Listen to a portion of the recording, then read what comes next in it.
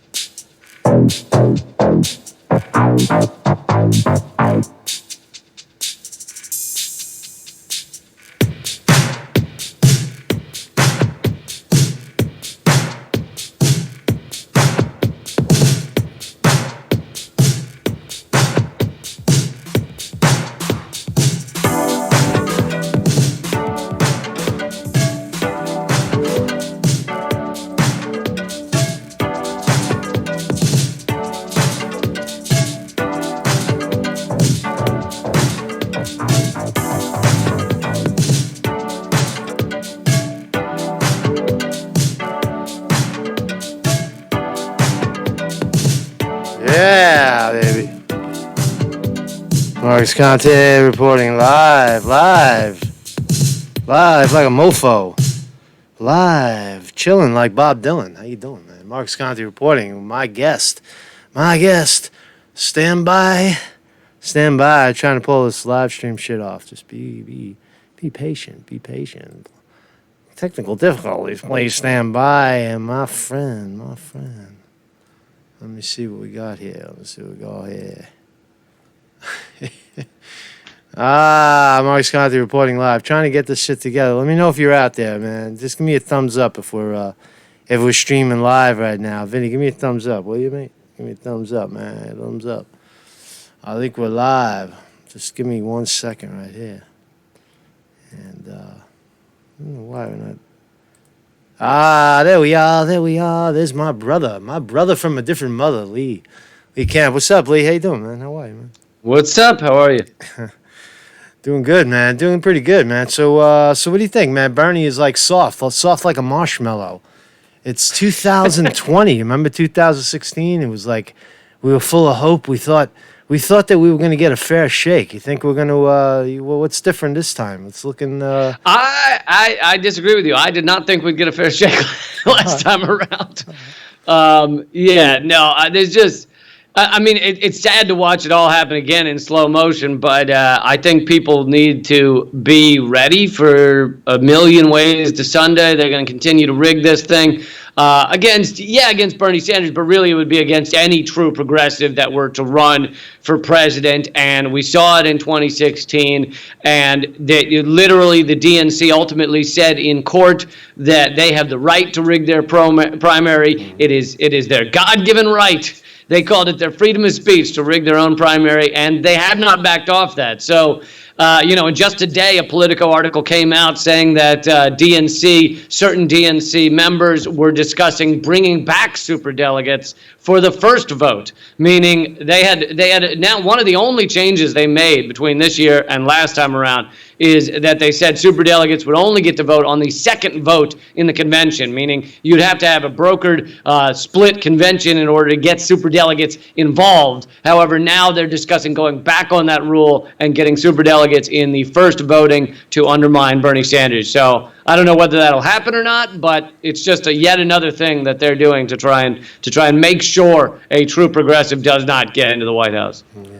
That was one of the things that we thought that would never happen the last time around, is that rather than like in 2000, actually in 1968, there was a brokered convention, but the people voted for, I think it was Robert F. Kennedy, and it was Eugene McCarthy, right? And then Robert Kennedy got shot, and Eugene McCarthy. Then they threw the brokered convention. You remember that they threw the brokered convention to Humphrey.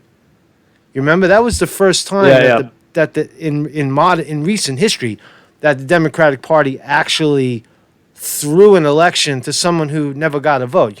Humphrey never got a vote, and then he went on to lose to Nixon. Well, and you remember that the people did rise up, and there were major protests outside of that convention, and people have to be ready to to make their voices heard if this thing is rigged in the same way it was last time. I mean, and a lot of people didn't pay attention to these news articles, but after the 2016 election, the truth came forward more and more. You saw the 200,000 that were purged in New York, likely Bernie voters. Ultimately, the New York Board of Elections had to admit in court that they had purged those voters, and nothing has been changed from last time. So they could do that again. I don't know if they will, but they could. So we saw that come forward. We saw that many of the provisional ballots in California were never counted. There's just a million tricks that are used to make sure. And by the way, if you have listeners, viewers in California, I did a segment on Redacted tonight about this.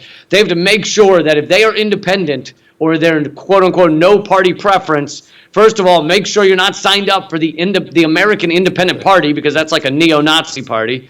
And second, you have to demand the quote-unquote Democratic crossover ballot. So you got to say the words crossover ballot, because if you walk in there, they will give you a ballot that does not have the presidential choices on it. And even if you say, why don't I get to vote for the Democratic candidates for president, they'll say, oh, no party preference, can't vote on the Democratic ballot. But really, that's a trick. You have to say the words, I want a crossover ballot, or they will not give it to you. How does it make you feel, Lee? How does it make you feel to know that we don't have fair elections? How does it make you feel when you see guys like Adam Schiff on the floor of the Senate and free and fair elections and the integrity of our elections and all the shit that we know? Yeah, I mean, you're touching some of it. And the exit polls, the exit polls don't match. So what do? They cancel the exit polls. The machines are fucked. So what do? You have teenage kids and having contests who can hack the machine, easiest. But how does that make you feel when you think like we live in a time that there is no democracy, there is no free and fair election. The whole thing is rigged by an oligarchy. How do we? I mean, does Bernie Sanders represent a change to that? What do you think? Well, I think when you deal with what's actually possible in this minute in this country, Bernie Sanders is the closest you're going to get to somebody that could get into the office. I mean, I have done a lot with the Green Party. I've worked with them. I've worked with Jill Stein. I've had Jill Stein on back when she was running in 2016. So I am a big proponent of third parties, people outside the mainstream, and all that stuff. But the truth is, Bernie Sanders is the closest quote-unquote risk that the ruling elite have had to someone getting in the White House that is not a pro-corporate, pro-Wall Street, pro-war candidate. And that goes for Obama and Bill Clinton and George Bush, and all of those people were pro-corporate, pro-Wall Street, pro-war. And so there's a million criticisms of, you could have criticisms of Bernie Sanders, and there are criticisms to be had that I think are legitimate. But in terms of something that could actually push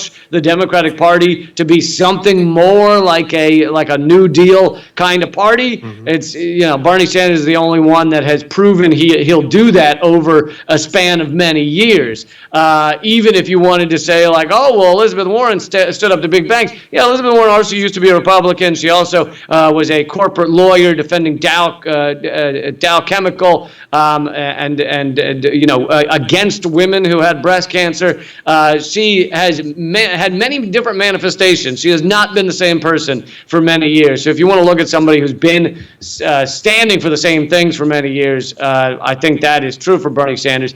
But in terms of how it makes me feel, of course it makes me furious. And I've been ranting and raving about it for years now, and hoping people actually give a shit. It's nice to see when people give a shit that we do not have a legit election system. A large Harvard study showed that we were the worst electoral system in the Western world. A large Princeton study showed that we are, without a doubt, an oligarchy. Very rarely does anything get done in this country that does not align with corporate interests. And if you look at the way, I think people should just look at the way other countries do these things. Like in other countries that have legit elections, exit polls are very important. Exit polls, if they vary by more than 2%, show fraud. In our country, not only do we have almost no exit polls, we have one company largely doing it, Edison Research, and they blatantly say that they connect the exit poll results with the computer results, which is the opposite of an exit poll. An exit poll should not take into account the computer results. It should take into account the exit polls.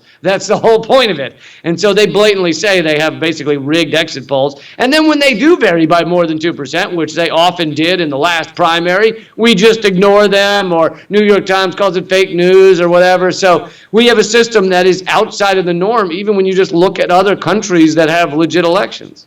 Yeah, it's really crazy. I mean, I think look, we're at a point right now where the people are about to speak on Monday. Iowa caucus, right? Iowa caucus, a caucus, hard to rig because why? Because people raise their hands and say, "I want this guy, I want that guy," right? Harder. You're absolutely right. It is harder to rig. And so what was one of the changes that the DNC made after 2016? They actually decreased the number of caucus states. Right. They got rid of a lot of the caucuses. Iowa is still a caucus state, but several of the others that used to be no longer are. So basically they took the thing that was harder to rig and made it easier to rig. But my point is that the people are speaking. People are speaking right now, according to the fake polls, if we believe the fake polls. Bernie Sanders is ripping them. He's ripping it. He's ripping it up in Iowa. He looks like he's going to win New Hampshire by double digits. California's coming in. There's only one poll in California, right? But the last time, again, in California, the people were still online voting, and they called the primary for Hillary Clinton. You remember that? 2 million votes mysteriously went uncounted. The thing that you said about signing up for the wrong party, provisional ballots is garbage. There's a million ways to cheat, but the point is that the people are speaking, and they're overwhelmingly picking Bernie Sanders. And I think you would agree that if we're so blessed to have Bernie Sanders standing on that stage facing off against Donald Trump, it is very likely that Bernie Sanders will win. Would you agree with that assessment? Polling has shown that Bernie Sanders has a better chance of beating Trump than the others. Donald Trump, in a now leaked recording that just came out a week ago, said that Bernie Sanders was the one thing he was worried about. He was worried that Hillary would pick Bernie as her vice president, and that scared him. So, Trump's no idiot. He knows that Bernie Sanders is the only person on the Democratic side that actually truly taps into the same anger that Trump is trapped into. Now, Trump lied to his base and told them he would help the working man and he would, end these endless wars and things like that. So he gets the same energy as Bernie Sanders, even though he does it through lies. And I think Bernie Sanders largely does it through truth, things he has stood for through many years. He is, because the Democrats have lost to Trump and lost to so many Republicans because there's very little space between what the corporate Democrats stand for and what the Republicans stand for. They can only point to they can point to lying sometimes, and then they can point to some smaller issues that are still important, but like gay marriage or something. But even those, it wasn't Obama that legalized gay marriage; it was the Supreme Court. So even on the issues that Democrats claim to stand for, like immigration, they aren't night and day. The more immigrants deported than ever before under Obama. Now, Trump is going to beat that record, but how can you possibly stand up and say, hey, we're the party that cares about immigrants, cares about refugees, but we're going to deport more than ever before? It doesn't, it doesn't mean anything to people anymore. So that's why Bernie Sanders is one that's tapped into actual energy as opposed to, and people, Bernie Sanders has people that'll knock on doors for him and stand up in caucuses for him. No one's knocking on doors for Buttigieg. No one's standing in the rain trying to convince people for Buttigieg. Come on, man. Or Joe Biden. Joe Biden, he can't get 100 people in the room. You know what, Lee? You sound like a communist, though. You sound like a communist socialist because goddamn pinko communist. Because you wanna get the oligarchy out of your pocket. You sound like one of those like Occupy Wall Street guys in the park where you think that the oligarchy and the bankers are the problem. Isn't it like the deep state? Isn't it Comey and McCabe and the rest of Trump's swamp? I mean, he did drain the swamp. He gave us, Steve Mnuchin, and he gave us gave us John Bolton, and he gave us all, Mike Pompeo. These are good, outstanding guys, right? He drained the swamp, so he's doing his job. These right? are good. And you want to go back? You want to go to communism? individuals. You want to go to communism and say that the bankers have something to do with the problem? Isn't that's fucked up, Lee? Yeah, absolutely. What's hilarious is Donald Trump even ran ads when he was running last time saying bankers were the problem. He had an ad that was like, Goldman Sachs and all these, they run your lives and they won't run your lives when I'm president and all that shit. And then he gets into office and who does he put at the top of the Treasury? Goldman Sachs. Yep. Like, the idea that Donald Trump is again, I was arguing with someone on a TV show the other day who said, well, I think Donald Trump is authentic, and I was like, authentic? It's like, this guy's not against bankers. This guy is a corporate shill. Like, he's bent over backwards for bankers, giving them giant tax cuts.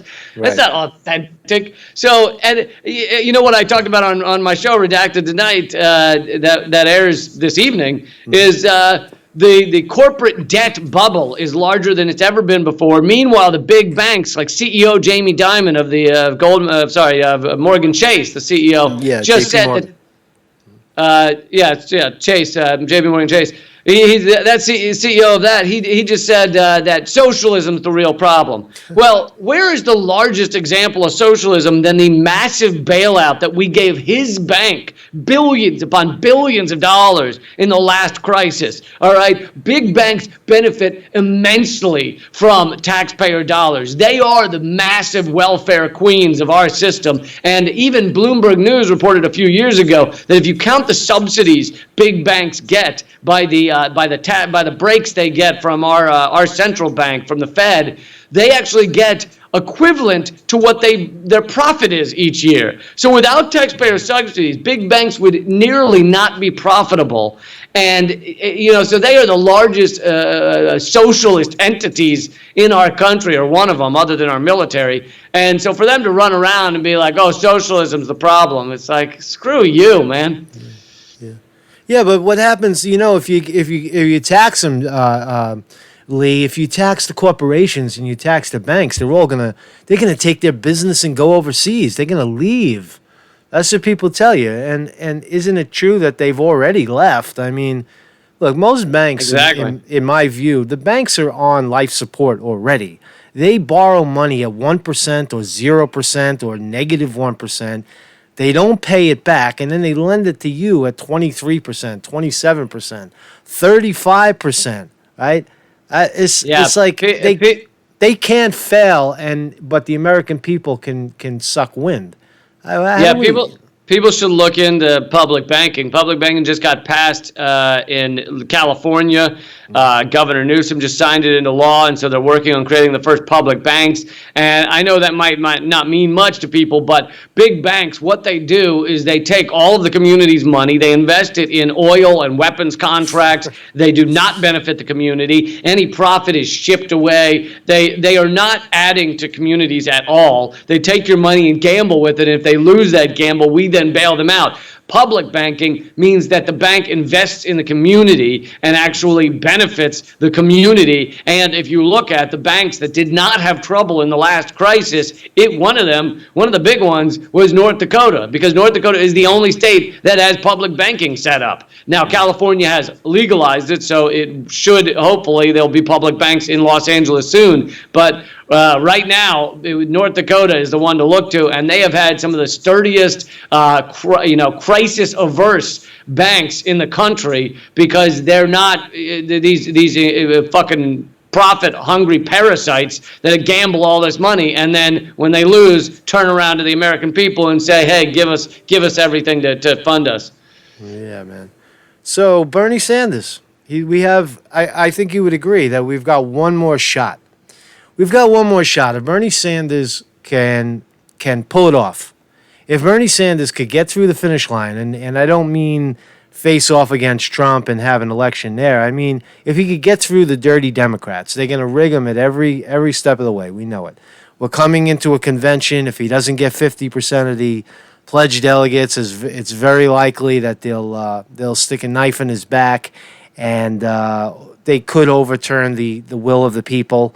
Even if he gets 47% and Joe Biden gets 26%, superdelegates could come in and turn it in. But I think you would agree that if Bernie Sanders, the message of there is a problem of income and wealth inequality in this country, there is a need for universal single-payer health care, there is a need to squash student debt, to make college tuition free at city and state universities, to decrease the military budget, maybe cut it in half to stop the insurgency wars, raise the corporate tax rate back up to 34% and actually hold them to it. All of these things, not socialist ideas, but actual ideas that would turn the boat around, could create a new deal for the American people.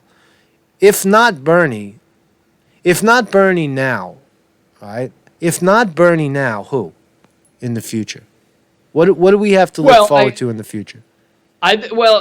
Let me say that I think all the things you're listing are kind of good steps towards evolving past capitalism, because capitalism at the end of the day, and look, there's a lot of different economic systems, and this just happens to be one we're stuck in that's destroying a lot of the world as we speak, but it has a gravity towards oligarchy, towards rule by an incredibly powerful elite. Even when you end up with restrictions, such as the New Deal, on these entities, they slowly break it down. They slowly capture the regulatory agencies, which we've seen a lot of recently, the EPA, the FDA. They slowly get owned by these corporate entities so that they are no longer, even the FAA, right? That's what just happened with Boeing. They were not actually held accountable for the actual testing and making sure they had safe planes. And so you end up with the capture of that, the capture of the court system. And this is a gravity of capitalism that puts profit over all else, profit over people, wealth over the welfare of average citizens. And so everything you just listed should be a stepping stone towards a better world, because we now live in a post-scarcity world where the truth is there is enough food and housing and wealth and resources for everyone if it was actually distributed correctly. But instead, we have a system that extracts it all. We have three people have the same amount of wealth as the bottom 50% of the country, while the bottom 50% of the country it says they can't afford a $500 emergency. Like, their life is ruined if they're hit with a $500 emergency. It's a completely, unequal and unsustainable system. Yeah, and so, but Trump said that's the Mexicans. The Trump supporters say it's the Mexicans taking the jobs. It's the bottom sucking out. It's the immigrants and it's the bottom feeders that are fucking up the economy. It's not the. Right. How could you dare? How could you dare say that it's the banking industry? Right? Isn't it? I mean, isn't it incredibly obvious when the corporate entities get 1 point, I don't know how many trillion in tax breaks, right? And that's money that doesn't hit the real economy. But we want to blame a bunch of pot washers, right? And they're the problem. The guy jumping over the wall to feed his kid.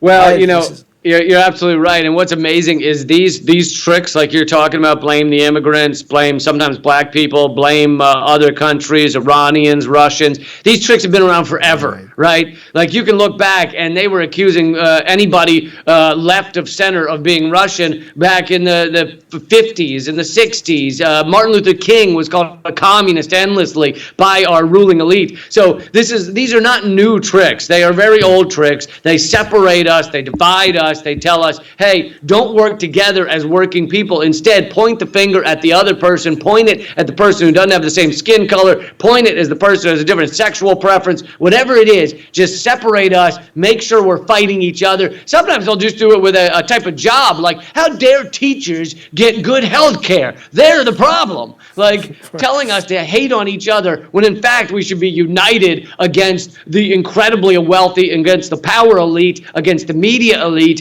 In fact, we need to be united, and the tricks you're talking about are that you can read the playbook. It's an old playbook, and they use it well. And we've got to get past that. We've got to start working together, seeing past these differences, and really standing together. And also, what we spent a lot of this time here on is talking about how Bernie's going to get this thing stolen from him.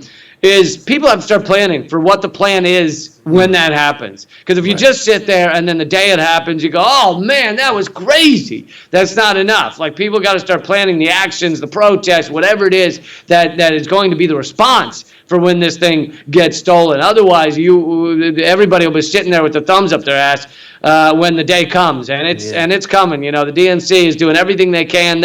Tom Perez listed his nominations for all the committees in the convention, and it's all the same trolls and Hillary bots and Wall Street goons. It's everything you see when you lift up a rotting log and look underneath. That's who he just nominated to run that convention. So people got to be ready.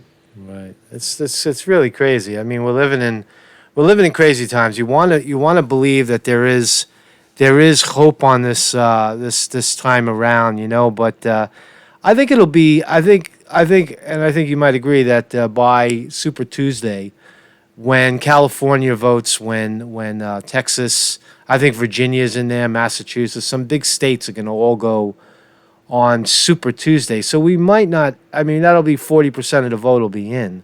We might not have to wait quite as long to know we're getting screwed. Right? I mean, who knows? I mean, they like. I think. So what is the plan? What is the plan? What is the plan? Go and carry a sign outside the DNC and with a big FU on it and tape our mouths shut and put dollar bills on our mouth and protest and hold our breath like they did in 2016 and walk out so that they could take our seat and fill it with paid actors that hold signs. I mean, what is the Well, I'll tell you. Hasn't that been tried already? I mean, I'm just playing devil's advocate. What is the solution? No. Listen. You've got good points, and I'll tell you one thing. I think the French are showing us the plan. I mean, the French have shown a lot of unity in these latest protests. They have the longest running strikes in recent history, and it's things like the metro union over in Paris and the electric union workers stood together, and the electric workers have been cutting off the power to the rich neighborhoods and turning on the power to the poor neighborhoods where they've had their power cut because they can't pay the electric bills. And they've been standing with the people. And I think, it doesn't always work, but it's sure as hell a lot more powerful when people are united like that than when, you got 25 people with a few signs out front of the convention. Right. Wouldn't you agree that the leader should also lead? Wouldn't you agree that if Bernie Sanders would reach into his pocket and grab his testicles and say, you know what? We're done with this. Hey, and what has he got to lose? He's 79 years old. Come on. Face it. Well, he's 79 years old. Grab your balls I agree. And say, a lot of people left him around. A lot of people were trying to get him to run on a third party, like when it was stolen from him. And I think that if he did that, it certainly would be incredibly powerful. If you look to past examples in U.S. history, the alternate parties that succeeded were usually begun by someone who is a very powerful and well-known leader who was in one of the main two parties and then left and started something more powerful outside. So, it definitely could happen like that. Hey, man, I'm sorry I got to run. I really enjoyed chatting with you. I have a new book out that people can check out that has some of this stuff. It talks about voting, talks about elections. Also, talks a lot about the $21 trillion of unaccounted for adjustments at our Pentagon, which came out recently, which is incredible fraud against the American people. All the money we need to do anything you've ever talked about, healthcare, infrastructure, everything. It's all plenty in the military budget, but and that $21 trillion. Anyway, what's the name of the book? What's the name of the book? The book's called Bullet Points and Punchlines. Got an intro by Jimmy Dore and a foreword by Chris Hedges. And people can get it at leecampbook.com. All right. Sounds good. Thank you so much, Lee. Thank you, Lee Camp. Lee Camp. Peace out, Lee. We got Lee Camp in the house, man. Lee Camp.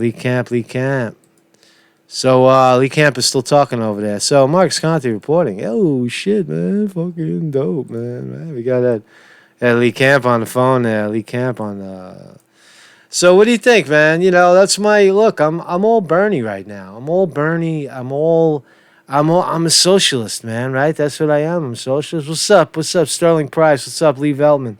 What's up, Vinny, man? What's up, Vinny? How do we do, man? How do we do?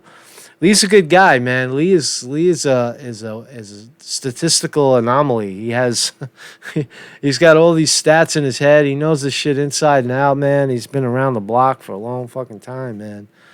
And you know what I'm saying, man? So I don't know, man. I don't know what to think. I think that I brought Lee on because Lee is still fighting the good fight. He's one of the few guys out there that he looks into the camera and he says, "This is what time it is." And it's not necessarily about Bernie or, it's not about that. Certainly not about the Democratic Party. It's about us versus the oligarchs. It's us versus the 1%. That is the message.